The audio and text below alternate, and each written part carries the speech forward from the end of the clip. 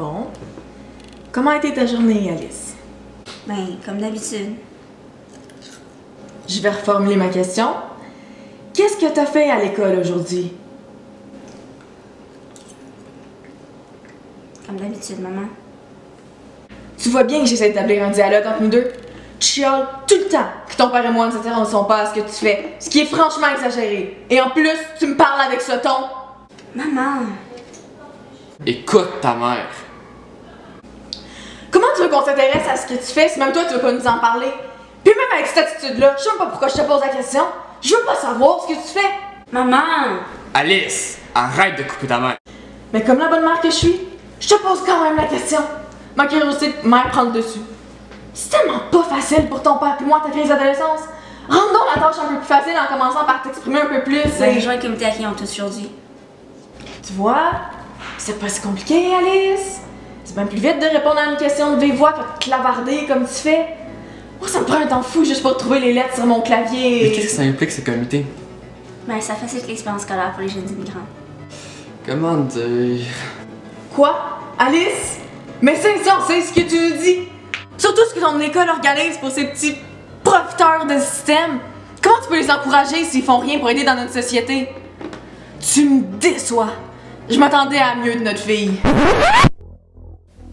Je ne savais plus quoi penser. Je ne savais plus quoi sentir. J'étais atterrée, éventrée. Une chose était certaine, mes parents me faisaient souffrir. La haine n'avait jamais été mon amie. Cette si vilaine haine que je ressentais, pour tous ceux qui ignoraient certaines vérités de la vie, me devaient raison, et, hors d'haleine, cette violence me laissait. Où étais-je?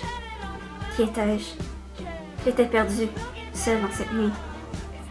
Je devais partir, disparaître. Alice! Alice, va être en retard! Alice!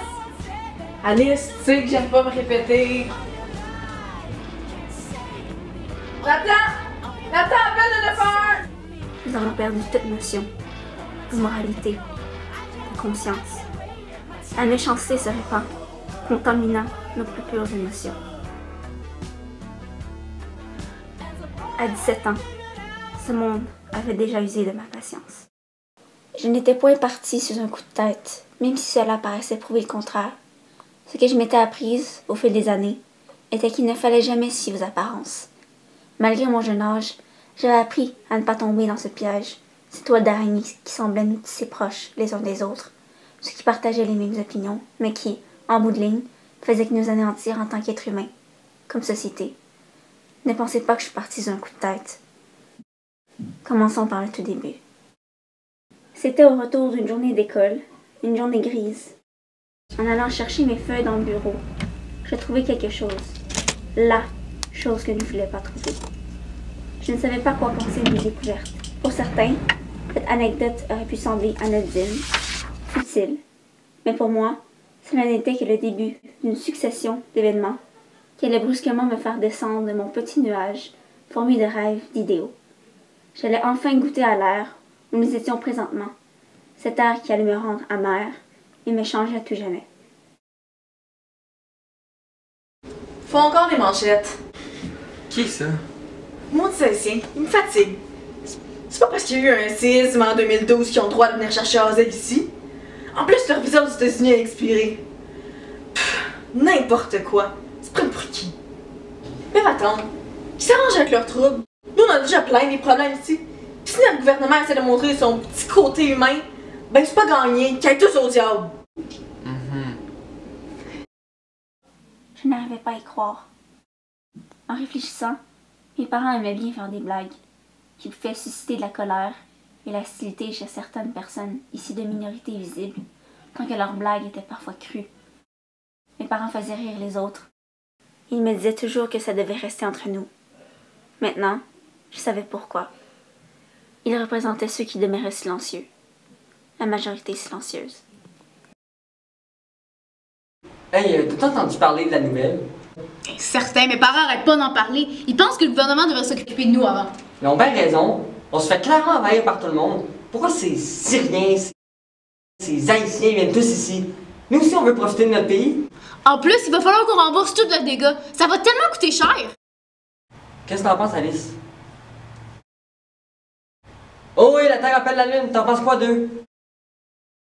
C'est vrai que ça fait pas vraiment ici, là. Faudrait peut-être réviser nos priorités. Mais qu'est-ce qui me prenait tout à coup? Je ne pensais pas du tout à ça. Comment aurais-je pu oblitérer de telles sottises?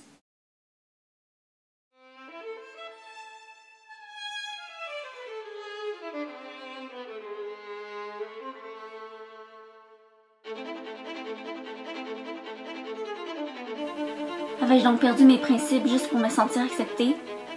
Était-ce la solution pour que mes parents soient fiers de moi, qu'ils me soutiennent?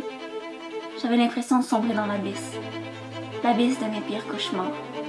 Je n'étais pas comme eux. Non, je refusais. On ne fait pas me forcer. Il fallait que cela cesse, cette ignorance si répugnante. Nous sommes brisés. Pourquoi devrions-nous tirer les autres dans notre misère? N'étions-nous donc pas issus d'une conscience? Mon camarade de classe avait raison. Nous devions changer nos priorités.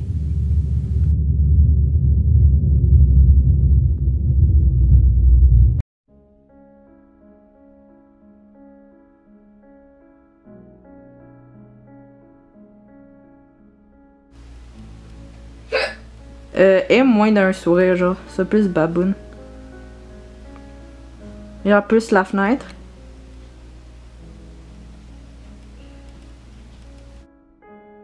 Dans 3, 2, 2, 1, vamos. Ça, c'est trop précipité. Au début, quand t'enlèves les lunettes, c'est trop précipité. Quand je fais semblant de pleurer, c'est vrai. Refais-le. Oui. Mia! 2, 1, vas-y. Mais là, t'as l'air malaisant, genre. Allez, t'es capable, Buggy. Je sais comment faire pour écouter. Mais fais genre. Vas-y, plie ça. Attends, Buggy, tasse-toi un peu plus par là.